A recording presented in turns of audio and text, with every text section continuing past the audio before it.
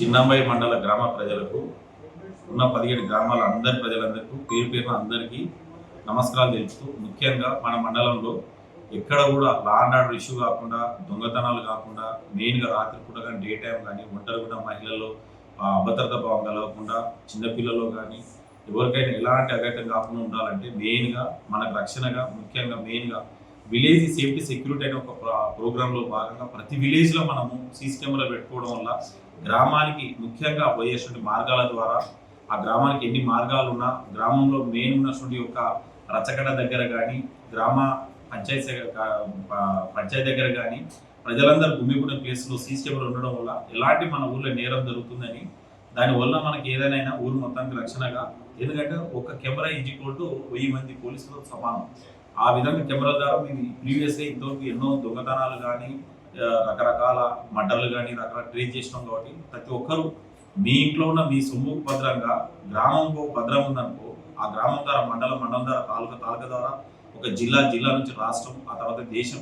కాబట్టి గ్రామాలే దేశానికి పుట్టుకొమ్మలు అంటారు. కాబట్టి దయచేసి మీరందరూ ప్రతి ఒక్కరు పేరు మీ అందరికీ చెప్పే ఒకే విషయం ఏంటంటే, గ్రామంలో పెద్దలందరూ ఇది ఆలోచించి తక్షణమే ఈ యొక్క గ్రామంలో సీసీ కెమెరాలు పెట్టాలని.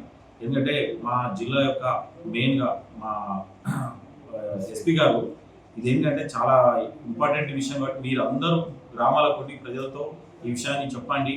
కాబట్టి టెంపుల్ కాడ దొంగతనాలు అవుతున్నాయి కాబట్టి, తర్వాత ఊర్లో అవుతున్నాయి కాబట్టి చుట్టూ కెమెరాలు పెట్టుకోవడం వల్ల ఎలాంటి ఒక అసంఘటిత సంఘటనలు జరగకుండా ప్రజలందరికీ మెయిన్గా వాళ్ళ యొక్క బాగోగుల గురించి మెయిన్గా మన కెమెరాలు పెట్టుకోవడం అవుతుంది. కాబట్టి రైతు కమిటీ సభ్యులు కానీ, గ్రామంలో ఉన్న పెద్దలు కానీ పార్టీలకు అతీతంగా మంచి కింద డబ్బులు వేసుకొని మేము టెక్నీషియన్ పిలిపిస్తాం. ఆ విధంగా మీరు వస్తే ఆ గ్రామం మీరు ఏ గ్రామాల్లో కెమెరాలు ఇవ్వకొని బాలేని కెమెరాలు పనిచేసే ఇద్దరు ప్రీవియస్ ఎక్కేటి అవి కూడా మేము వెండర్స్ పిలిపిస్తాం.